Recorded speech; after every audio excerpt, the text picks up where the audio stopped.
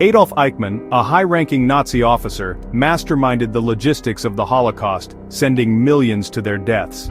After Germany's defeat in 1945, Eichmann evaded capture by using a false name and escaping from a work camp. He relied on the rat lines, secret networks that helped Nazis flee Europe, providing him with false documents and safe passage. Eichmann moved through Germany, working odd jobs and keeping a low profile. His ultimate goal: escape to a distant country where he could vanish. He chose Argentina, a haven for many former Nazis. With help from a Franciscan friar, he obtained a Red Cross passport under the name Ricardo Klement. In 1950, Eichmann boarded a ship in Genoa and sailed to South America.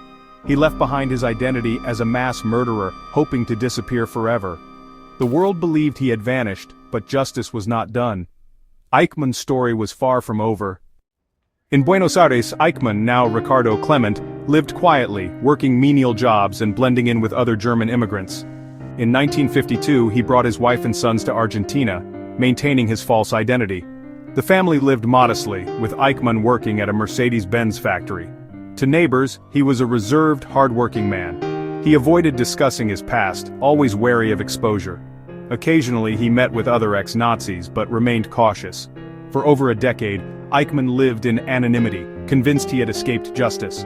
He watched the world move on, believing his crimes were buried. The quiet life of Ricardo Klement became his shield. But the shadow of his past lingered, and the hunt for him continued. Eichmann's sense of security would soon be shattered.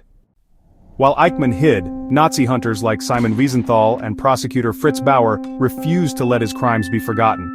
The breakthrough came from Lothar Hermann, a Holocaust survivor in Argentina. Hermann's daughter Sylvia dated Klaus Eichmann, who boasted about his father's Nazi past. Suspicious, Hermann alerted Bauer, who secretly contacted Israeli intelligence, Mossad. Mossad had searched for Eichmann for years, but this tip gave them a name and location: Ricardo Klement in Buenos Aires. Agents began covert surveillance, watching the house on Garibaldi Street. They took secret photos, compared them to old images, and pieced together evidence. Every detail was checked: his habits, family, and appearance. The operation was risky. Any mistake could alert Eichmann or the authorities. Slowly, Mossad became convinced. Ricardo Klement was Adolf Eichmann. The stage was set for a daring capture. Justice was closing in. After weeks of surveillance, Mossad confirmed Ricardo Klement was Adolf Eichmann. On May 11, 1960, agents waited near his bus stop on Garibaldi Street. As Eichmann walked home, Agent Peter Malkin approached and swiftly seized him. The abduction was quick and silent. Eichmann was taken to a safe house.